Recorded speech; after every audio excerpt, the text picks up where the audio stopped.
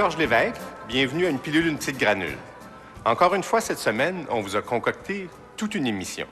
On va avoir un reportage sur les produits nettoyants domestiques et leurs effets sur la santé. C'est un sujet qui est très près de notre quotidien et qui va vous faire voir d'un œil différent tous ces produits que vous gardez dans vos armoires. En général, les produits ménagers sont assez sécuritaires. Les principaux problèmes qu'on rencontre avec eux sont des problèmes d'intoxication aiguë, donc des intoxications accidentelles. Par contre, il faut être quand même prudent avec l'utilisation. Certains produits dégagent des composés organiques volatiles qui peuvent être, à la longue, dommageables pour la santé.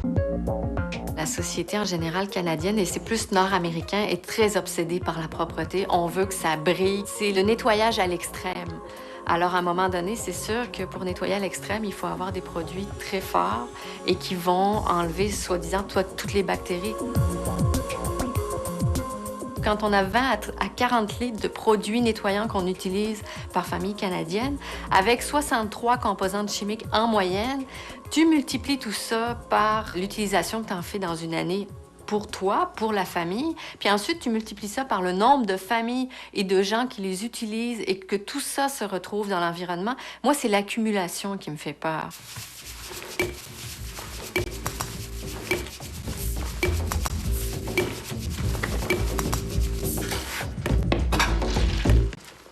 C'est très clair qu'on utilise beaucoup de produits. On a qu'à regarder ce qui est disponible dans les marchés d'alimentation pour se rendre compte qu'il y a une quantité astronomique de produits, de désodorisants, de nettoyeurs qui sont plus ou moins utiles.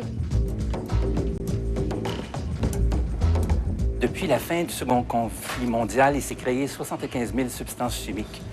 Elles sont partout autour de nous. Elles sont dans la colle, elles sont dans les produits d'entretien, elles sont dans la peinture, elles sont dans les plastiques. Et ces substances, on réalise qu'elles s'acheminent jusque dans nos corps. Est-ce qu'elles sont à risque? Qu'elles ne sont pas à risque? À l'heure actuelle, on a des doutes. On peut prendre, oui, l'exemple d'une protection pour tissu, le Scotchgard, qui a changé sa formule en 2002.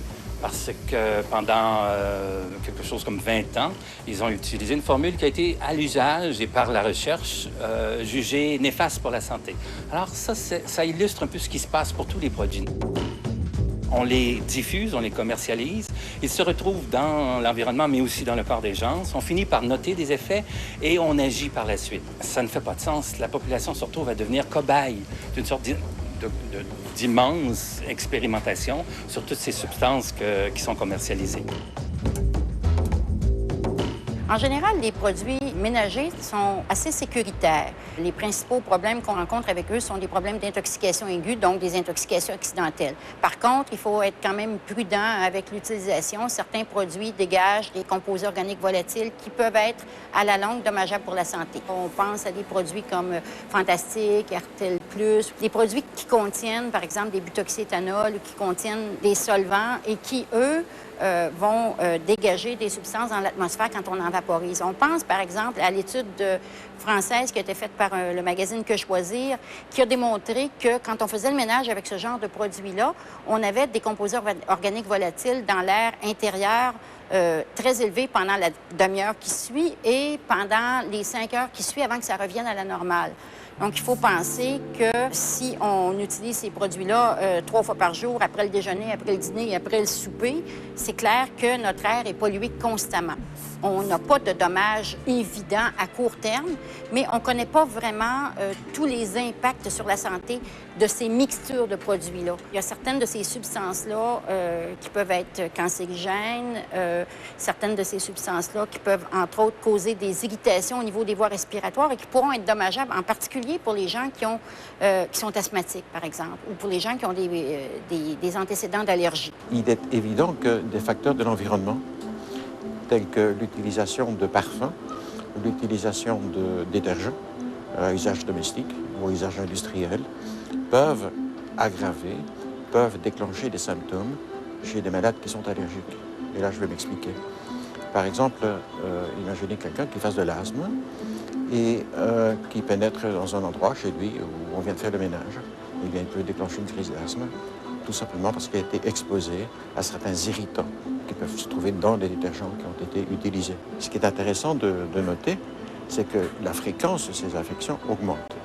Par exemple, le nombre d'asthmatiques a plus que doublé de 1980 à 1995.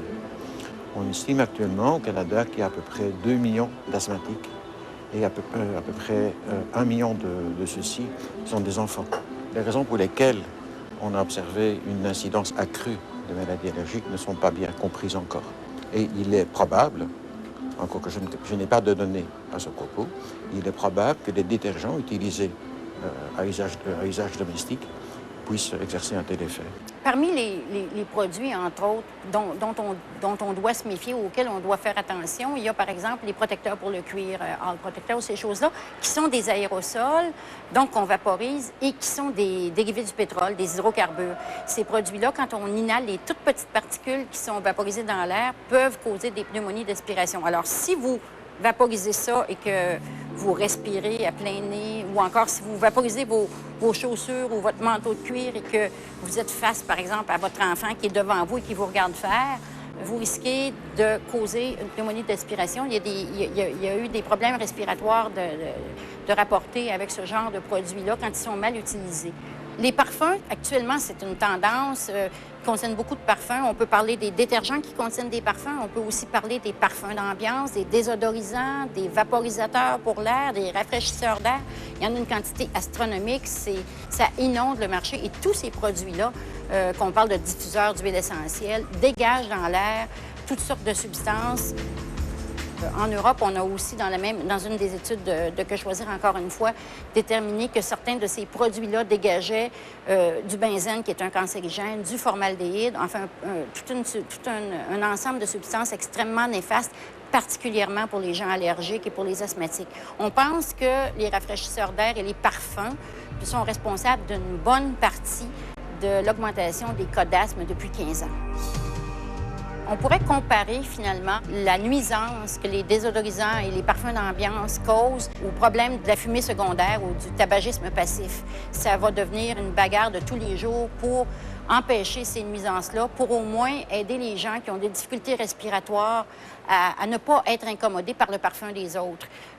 Si on a une personne allergique ou une personne asthmatique à la maison, il faut à tout prix éviter ces substances-là. Et si on a vraiment besoin de changer l'air, pourquoi pas ouvrir les fenêtres?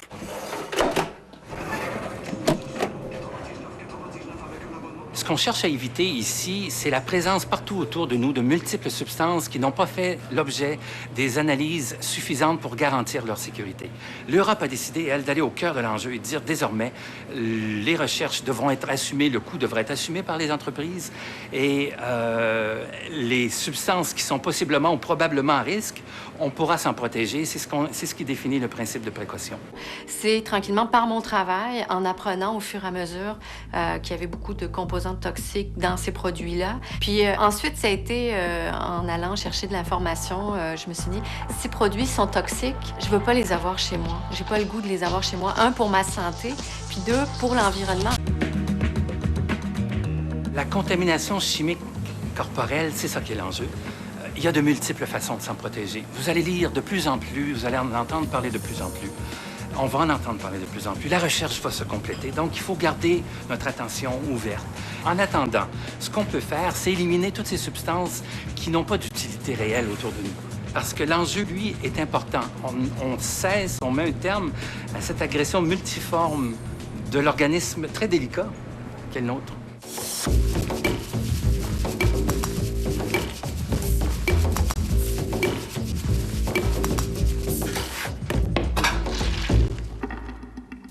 À l'automne 2004, on a analysé des échantillons de sang de 14 ministres européens. Résultat, on a découvert que leur sang était contaminé par 25 à 40 substances chimiques différentes. C'est ce qui a amené le Parlement européen à créer un système de contrôle de 30 000 produits chimiques et à forcer les fabricants à prouver que leurs produits sont sûrs. Une mesure à laquelle nos gouvernements devraient songer sérieusement.